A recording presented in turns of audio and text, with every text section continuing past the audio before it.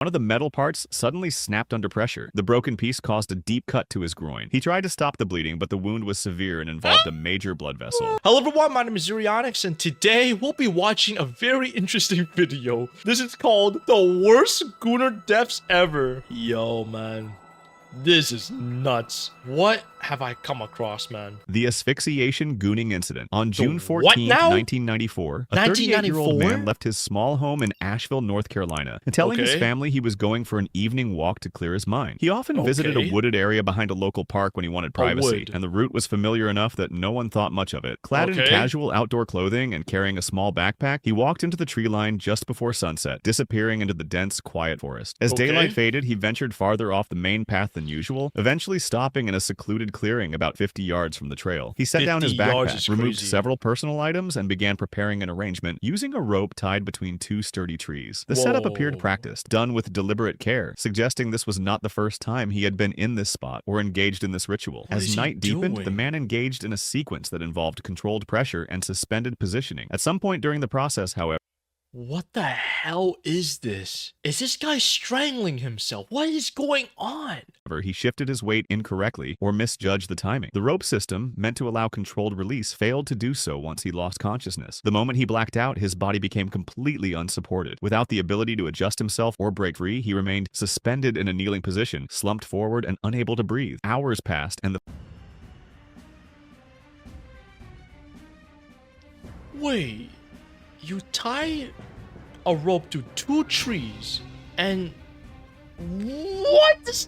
I don't understand forest remained this. quiet and undisturbed. The next afternoon, on June 15th, a group of hikers walked along the same trail, taking advantage of the warm weather. About half an hour into the hike, one of them noticed something odd. When they moved closer and saw the unmoving posture of the kneeling figure, they realized something was wrong. They immediately called 911. When paramedics arrived, they confirmed he had been dead for many hours. Investigators recognized the pattern as a classic case of accidental death during a private, high-risk solitary act of gooning. The Goonside incident. On January 8th, imagine gooning while you're getting, what, strangled, hanged? 2025, That's a gotta be the 27-year-old worst man one named so Nautica Malone far. drove his sedan into the drive-thru lane of Bikini Beans Coffee in Tempe, Arizona, just after 7 a.m. Wait, this might be the clip I saw before. Is it the Starbucks incident where the female was recording the guy and he had like no pants, and then the moment he realized he's been caught on camera, he drove off and took his own life? He also had a family too. He had left home unusually early that morning, according to his family, saying he needed fresh air and a change of scenery. As he approached the service window, a barista preparing for the morning rush noticed him rolling forward at a slow, measured pace. When he reached the window, she greeted him, expecting a routine order. But within seconds, she realized Nautica had no pants on. She pulled out her phone and began recording the encounter, capturing the man's quiet, vacant expression. Oh wow, she just whooped out the phone that quick? As he sat behind the wheel. The video lasted only a few seconds before I know this story. Before the car eased forward and exited the lane. The clip was shared privately at first, circulating among coworkers, but by late afternoon it had been forwarded again and again until someone uploaded it to social media. Within hours, it was widely circulating across multiple platforms, gathering captions, jokes, and commentary. Over the next 2 days, Malone withdrew from friends and family. According to relatives, he stayed mostly in his room, leaving only briefly to pick up mail or get water. He ignored calls from co-workers, disabled several of his social media accounts, and stopped responding to messages. His brother later told reporters that the shame and public attention seemed to overwhelm him almost instantly. And on the morning of January 11th, Malone left home quietly. He drove west toward Goodyear, Arizona, taking a long, looping route. It's so sad because he also has a family and along the highway, avoiding busier exits. At some point during the drive, he called his brother, but the call went unanswered. When the brother returned the call minutes later, it rang without response. Just after 3 p.m., a passerby walking through a quiet parking area near a small business park noticed a black sedan parked at an odd angle beneath a tree. The engine was off and the driver inside appeared completely still. The passerby approached slowly and tapped on the window, but there was no movement. Alarmed, they dialed 911 and reported an unresponsive person in a vehicle. Police and paramedics arrived within minutes. After forcing the door open, responders determined Malone had died from a self-inflicted gunshot wound, with the estimated time of death several hours earlier. A firearm was recovered inside the vehicle. On his phone, officers found a short message addressed to his family, written earlier that morning, apologizing for the pain he felt he had caused them. The falling Gooner incident. So sad. 18th, 2011, a 32-year-old man returned to his small Milwaukee studio apartment after a long work shift. He dropped his keys on the counter, turned on his... don't tell me he's... Okay, I thought he was gonna go to the McDonald's drive-thru and do the exact same thing. But instead of a female, it was a guy.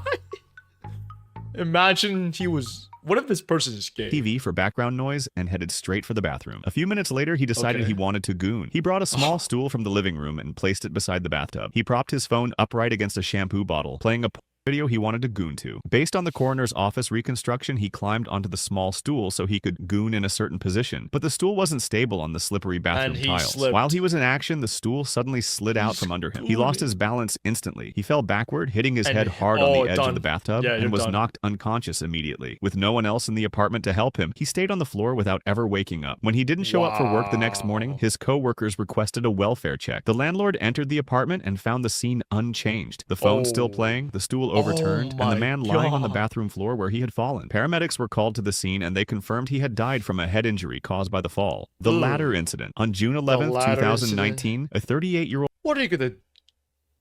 Gooning on a ladder?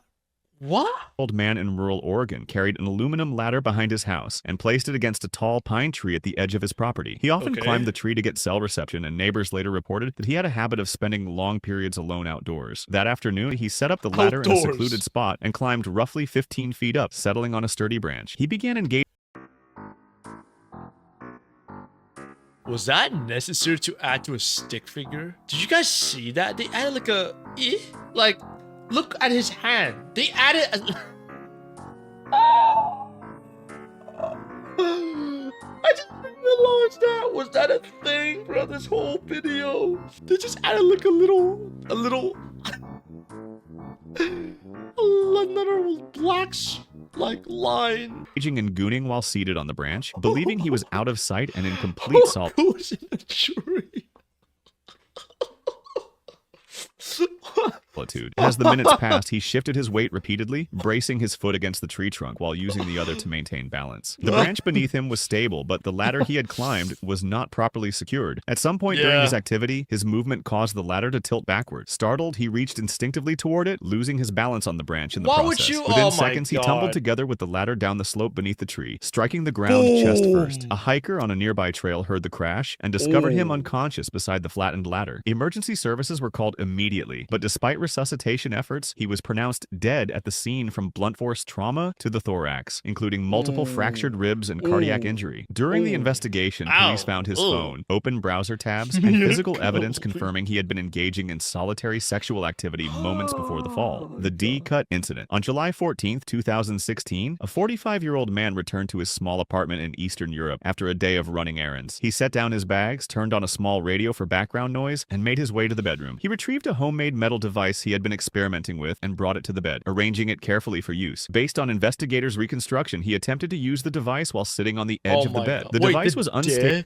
Cut incident? What kind of fleshlight is that? That cuts your... What? And one of the metal parts suddenly snapped under pressure. The broken piece caused a deep cut to his groin. He tried to stop the bleeding, but the wound was severe and involved a major blood vessel. Alone in the apartment, he was unable to get help or call emergency services. Within minutes, he lost consciousness due to rapid blood loss. When he didn't respond to friends who visited later that evening, a welfare check was requested. Authorities entered the apartment and found the scene unchanged. The device broken, and the man lying unconscious on the bed where he had been attempting to use the device. Paramedics confirmed that he had died from hemorrhagic shock caused by the laceration. The obsessed Gooner incident. On October 14th, 2020, a 33-year-old man woke up in a small apartment in the city. His nights had become sleepless, spent scrolling through videos and live streams of a single adult performer he believed was secretly communicating with him. To him, every post, every glance at the camera was a coded message meant only for him. Investigators later found that he had stopped going to work, cut of his friends and family, and had isolated himself almost entirely. Notes, screenshots, and printed messages littered his apartment, all meticulously annotated with interpretations of the performer's signals. Over time, his fixation had escalated. He convinced himself that he needed to meet her in person to prove his loyalty. That morning, he packed a backpack with essentials, including... Let me guess, is this like an assassination attempt or something? Like, is this person gonna kill this guy? A handwritten letter and several printed screenshots, and left his apartment. He traveled by public transit to the city where he believed she was filming, following directions pieced together from interviews and online posts. For hours, he wandered near the area, checking security security cameras and rehearsing what he would say. He refused to contact anyone for help, believing that any interference would ruin everything. As evening approached, he attempted to climb a fire escape to get a closer look at the studio where he believed she was working. Surveillance footage later showed him pause midway, hesitate, then lose his footing. Emergency responders arrived too late. He was already dead. The medical examiner ruled the Wait, I thought he went on the roof. What happened? Wait, I gotta go back here. As evening approached, he attempted to climb a fire escape to get a closer look at the studio where he believed she was working. Surveillance footage later showed him pause midway, hesitate, then lose his footing. Emergency responders arrived too late. He was already dead. The medical examiner ruled the death an accidental fall, noting that exhaustion, sleep deprivation, and distraction from